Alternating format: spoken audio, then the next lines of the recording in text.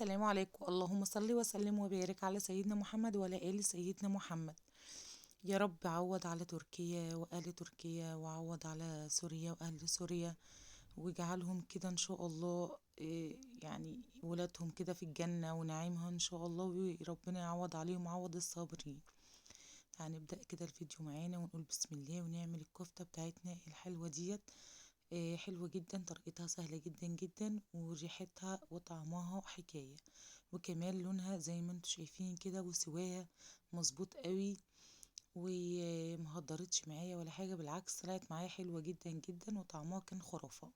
تعالوا نشوف مع بعض كده لما الصاج كان طالع من الفرن، ريحة حلوة كده وطعم كمان حلو ولون كمان تحفة.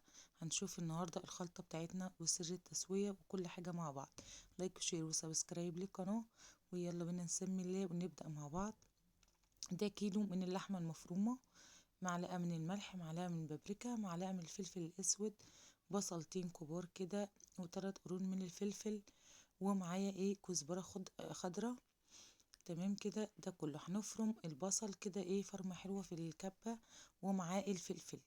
تمام، وهنصفيهم عشان خاطر مش عايزة المية بتاعة البصلة في الخلطة. انا عايزة بس البصلة والفلفل بس، بدون اي مية، عشان المية ما تفكش معايا الكفتة. ممكن تحطي معلقة بيكنج باودر لو انت حابة. في ناس بتبوش رغيف عيش وتصفيه كويس وتحطه كده، يعني في حاجات كتيرة ممكن انتي تضيفيها للكفتة، ودي حاجة ترجع لك انتي، ولو حاجة انتي لو انتي حابة يعني تحطي، بس انا ما حبيتش احط اي اضافات. انا كنت حابة يعني استكفى بطعمها واشوف الشكل بتاعها في الاخر هيبقى عامل ازاي. وطبعا طلعت حلوة جدا جدا، والنسيج بتاع الكفتة بتاعتي حلوة قوي، وزي ما انتوا شايفين كده شاربة الخلطة بتاعتها كلها وبالبصل بكله، وتمام معايا. هغطي عليها واركنها شوية ونشوف كده مع بعض.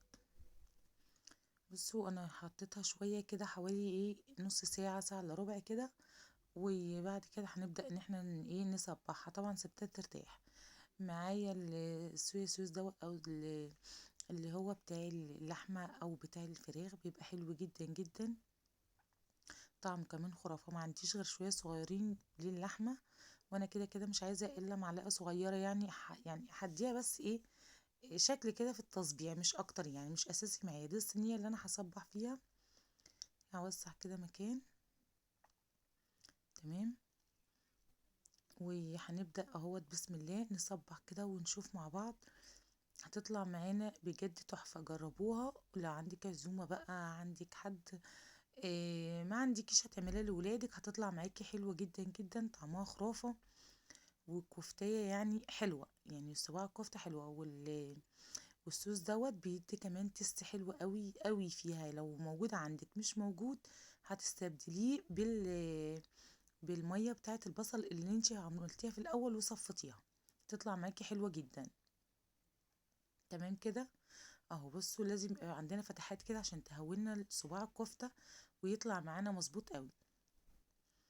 تمام، هنصبح كده وهنشوف طبعا، وهنظبط معانا الصباع، ومش الصباع معانا مش رفيع، عشان خاطر يطلع معانا حلو ومليان كده في السوا، ما يطلعش ناشف ومقدد وينشف معاكي في السوا.